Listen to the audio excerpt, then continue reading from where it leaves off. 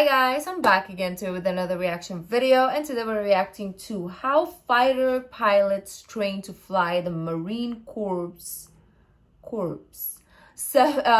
F-35B plane, I should say. I don't know, but anyways, this was requested in my other video, so let's see what this is all about. Well, before we do start, don't forget to subscribe if you haven't already. Click that bell button to get notified whenever I do upload a video. Anyways guys, let's check this out. This is the F-35B Lightning II. Oh. The Marine Corps' multi-role fighter jet is equipped with... That looks so cool. I remember like when I was younger, when we had those Legos that you build a Lego and it comes with like those little planes. I really loved the... I think I really loved my... I don't know what it's called anymore. The military one. You build like this base and... there is like the military Lego man and you have the planes. Oh, I really love that. I remembered it looked like that plane right now. Or how do you call this? Aircraft? Most advanced sensor suite of any fighter in history. And the most powerful engine of any jet in the world, which can reach a top speed of 1,200 miles per hour. It's just revolutionized what fighter aircraft are capable of. And these are the pilots Fighter training aircraft. to fly that $100 million aircraft. A lot of people just think, you know, you show up, fly, and then go home, have a beer, but it's not all like that. Not only are you flying, but you're talking on 4 different radios. You're working the radar, you're working the T-FLIR, you're working the electrical optical How they do system that, I don't while understand. You're still navigating, talking to ATC, and then working weapons on top of that. Damn. Student pilots spend a year training to fly the F-35 Bravo here at the Marine Corps Air Station in Beaufort, South Carolina. This is a pilot's last stop before getting deployed to a fleet squadron overseas. And it's here they learn to handle the multi-role fighter jet in a variety of missions. I don't think I qualify because my eyesight is like not the best. I think you have to have like 20/20 vision, if I'm not mistaken. Let me know guys, right? To be a pilot of any sort, you need perfect vision, so I would have never made it. We do strikes, so aerial interception. We do OCA, DCA, so offensive counter-air, defensive counter-air, armed reconnaissance, and then really the bread and butter though is SEAD, so suppression of enemy air defenses. I don't understand. Pilots we met are part of Marine Fighter Attack Squadron 501. Also known as the... I've seen this before. VC. I don't remember what it means, but I know. Marine Fighter Attack Squad. This. VC. Oh my gosh. 501. Also known as the Warlords. Once you complete here, they send you out to the fleet squadrons, you know, out in Yuma or Japan. Student pilots in the training squadron have already completed flight school. So training is focused specifically on operating the F-35B. Eventually, every fighter pilot that comes through the Marine Corps is going to go fly an F-35. I'm Michael Watts. I'm a major in the Marine Corps. My grandfather was a pilot in World War II, and I would always go to his house, see his models of his B-25 bomber. And also my father was a Navy pilot in Vietnam. So I kind of grew up with it, you know, in my blood. Right here, we're just basically starting you learn how to fly the airplane, and then you go through all the different mission sets and basic skills. Because there are only so many jets that can fly at a time, most of the pilot's instruction comes on the ground, in the simulator and in the classroom. We weren't allowed to film some classified aspects of the pilot's instruction. But we were allowed to film the pilots practicing the aircraft's most unique capabilities, and go behind the scenes as they suited up for a training mission. During training, it's crucial for the pilots to get comfortable executing the F-35B's STOVL maneuvers, because they'll have to master those techniques on an aircraft carrier. Oh yeah, their landing is like that. When we fly off the ship. So when I get out to Japan here in a few weeks, I'll eventually be learning how to fly off the ship. How do we get on there? We do vertical landings. How do we take off? We do short takeoffs. Oh, damn. So that's really the big reason why we're doing that. Lockheed Martin makes 3 variations of the F-35 Lightning II, but the Marine Corps' F-35 Bravo is the only one with STOVL capabilities. This feature is a big reason why the Marine Corps' 2019 aviation plan called for replacing its current fleet of aircraft with more than 350 F-35Bs. We're replacing all of the Hornets, all the Harriers, and all the Prowlers with F-35s. Conventional jets need about 3,000 feet for takeoff, but in optimal conditions, an F-35B can take off in just a couple hundred feet. That is very, how do you call this? Useful. Because when it's fighter aircraft, you wouldn't know like how a runway or a runway is gonna, like how long it's gonna be or how, you know, the conditions are. So having that is really great. And for them to be replacing the previous one to the F-35B, amazing. We get onto the runway, and then at that point is when we initiate a conversion. We literally just hit a button, and then the plane like goes through its like transformer sequence, right? It's like Transformers. Once that's complete, we're now what's called STOVL mode. There's different kinds of short takeoffs we can do. My favorite's the button. It's called a button stow. And just I'm accelerating down the runway and literally just click a button, and then the plane will take off by itself. I like that. You just click a button. And then You don't have to, like- after takeoff, we can convert back to. I don't know what that mode is. Once we get to a certain airspeed.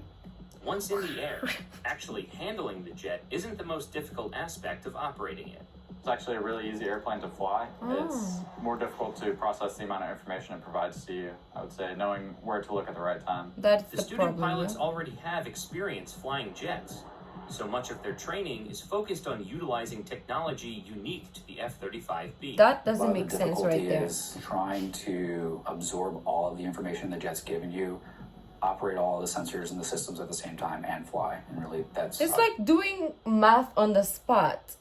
And it's like most of the time is life or death, right? Because you're flying to literally go to war. So that is crazy. I would definitely not be a good pilot for this the Marine Corps, because I don't know how to do 1 + 1. So how much more what we're seeing on the screen is like the triangle is pointing to this axis in this degree, and I am gonna be like super lost. probably the #1 struggle. Once a practice mission is complete, pilots must take on another of the jet's unique features, Oh, there's more. executing a vertical landing. Having never done it, it was an experience. My brain telling me not to slow down because in the Hornet, slow down, that meant you're going to fall out of the sky. It's a normal approach to landing, like as if you're going to the runway, right? And then you're going to level off and then set a certain ground speed. And then at a certain distance from the pad, you're going to start a deceleration. And all that is just a click of a button. And then from there, you're making sure that you're centered on the pad. But you have and to just push know, forward on the stick, yeah. And then descend right onto the pad. Damn. I would say the first time doing a vertical landing in the F-35B is pretty crazy. You practice it a lot in the sim. You do it, dozens of times in the simulator. But the first time you do it in the plane, just slowing down for the first time like that and hovering over a pad with over 30,000 pounds of metal 150 feet in the air is pretty neat. Usually you It's have like, the world kind of coming at you. UFO. Right? And so you're kind of sitting there, just like looking outside, as if you're like in the tower or something, and you trust that you're fine there. You know that you're still flying. Before stepping foot So in the cool, cockpit, though. student pilots need to familiarize themselves with the gear needed to operate the F-35B. Wow, I didn't even starting think with of their those. anti-gravity suit, which helps prevent them from losing consciousness while operating the jet. It's a My mind never went there. The gravity, the weight of it all makes so much sense. That is why we do reactions, right? We definitely always learn from these videos. material that has bladders inside of it, and whenever you pull G, it uses pressure from the engine to inflate, and then it prevents your blood from pulling down to your legs, and it pushes it up to your abdomen as much as possible. Each pilot's Smart. G-suit is custom made to fit perfectly around their lower body. Oh, wow. And then we have a flight jacket that we put on, and it has a bunch of survival gear, The pilot's flight jacket is Didn't filled think this with was a needed. multitude of survival tools in the event that they have to eject from the aircraft, including a flare, emergency strobe light, Oh compass, yeah, of course. survival knife, extra water, whistle, radio, and an oxygen mask. They have a code card for hand and arm signals, just signal search and rescue basically. Then they have a signaling mirror, just signal the aircraft with just a mirror and reflections. Some less conventional survival tools are supplied by the pilots themselves. Like, I always try to take my wallet in case I have to land somewhere else other than back here. It's happened to me before. You land somewhere and you have to sit at night, you don't have any wallet or phone or anything, which is kind of difficult. So definitely take my wallet with me every time. In the event the pilots have to eject from the jet, their flight jacket is embedded with a unique safety feature. There's arm restraint lines that are routed throughout the jacket. When you eject, they pull your arms basically in towards your body. You're basically ensuring that your arms aren't going to get flailed out into the wind. The jacket is also equipped with a flotation device in case the pilot has to eject over a body of water. So as soon as it touches the water, damn, these features it will are inflate the cool. entire jacket, so they don't have to do anything if their arms are broken or anything after ejection. Oh. Last but not least, the Like, of course, these are well thought, how do you call this, uniforms? Because, like, they thought of it all in case of, like, water landing, in case of, like, air landing, or ejection just in the mid-air, or fire and all that stuff. It's super, super well thought of. And me as a common person or normal person, never went, like, it never graced my head. It never even went a little bit in my head, like, about those things. I never thought about it. And now I'm just like, damn, of course it has to be this amazing. The pilots learn to utilize the most technologically advanced piece of equipment. Is it Their heavy? $400,000 helmets. Each helmet is custom fit to its wearer, based on a 3D scan of the pilot's head. Oh dear. It's also equipped with I didn't know noise-canceling that. headphones, night vision, and a forward-facing camera that records each flight. The Oh. pilot's heads-up display is projected directly onto their visor, rather than on the glass at the front of the cockpit, thanks to two small projectors inside the helmet. This allows the pilot to easily view key data, such as So altitude, cool. airspeed, and direction. Since the jet is able to help us so much, really flying should be second nature. That way you can focus on all of the information that the jet's giving you. Finally, the F-35's distributed aperture system creates a 360-degree view of the jet's surroundings by stitching together feeds from 6 cameras mounted on the plane, enabling the pilot to see through the base and walls of the aircraft. I think a lot of people underestimate the amount of work it takes to become a pilot, and a fighter pilot specifically. True. A 1-hour flight, even a simulated one, might mean up to 6 additional hours of briefing, gearing up, flight inspections, and debriefing. Not to mention the hours spent studying for each mission. So you could spend a whole day preparing and debriefing one single hour of flight. Oh wow. I think it's awesome to be in the 5th generation stealth fighter, kind of at the tip of the spear. It's a heavily weighted aircraft in terms of the combat power that the Marine Corps brings to the fight, and I'm honored to be a part of that. Oh, that's It's nice. definitely pretty cool to carry on that tradition, talk to my dad about everything that I'm doing now and how it relates to what he did, all the airports that he flew into, some of the ones that I've flown into as well. So he has stories. It's pretty neat. I'm very emotional.